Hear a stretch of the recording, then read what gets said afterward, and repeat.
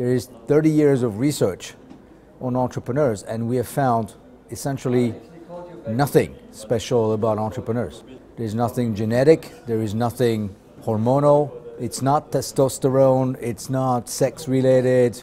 The only, actually, to be honest, when it comes to risk, entrepreneurs on average are more risk averse than the population. They don't like risk. Then people say, well, but they do take risk, right? When they launch a startup, you are taking a certain degree of risk. I say, yes, but you have to look then at the detail of how they do it. But it's not about taking risk. It's actually just the opposite. It's about hedging. It's about constructing your position so that you can afford to lose.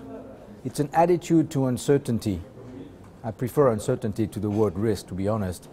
It's an attitude to uncertainty, which is pretty unique, but it can be taught. I don't want to oversimplify the situation.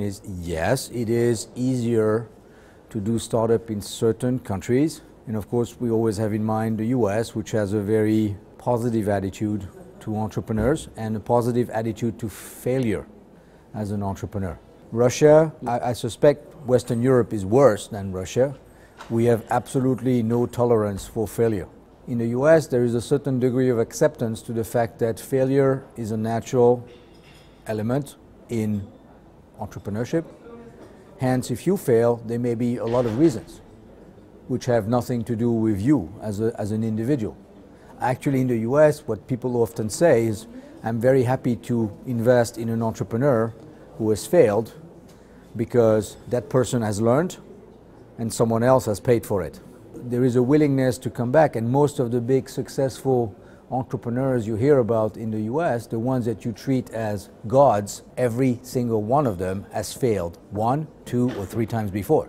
The problem is in countries like France or Western Europe or Germany, you don't fail twice. Russia is a new market, so people are still a little bit feeling their ways. You don't have too many entrepreneurs who have done it 3 times. If you fail once, I know it's going to be difficult to do it again, but you might find a slightly better reception than in France. Now, the question is then, that's for failure. What about success? In the US, success, especially in the money sense, is socially very positive. If you made a lot of money as an entrepreneur, people say, wow, you're a good person. There are countries in Western Europe, and the one that comes to mind is France, where being successful financially is a bad thing. If you make money, you must have been abusing a lot of people. So you have to hide. France is a market I'm very familiar with, and they have this very ambiguous attitude to the entrepreneur. They love entrepreneurs when they are poor, and they struggle and they have nothing, and then they really help them. You can get a lot of things from the state. The minute you start to be successful, the expression is they break your knees, right? They kill you. They don't like to see rich, successful entrepreneurs.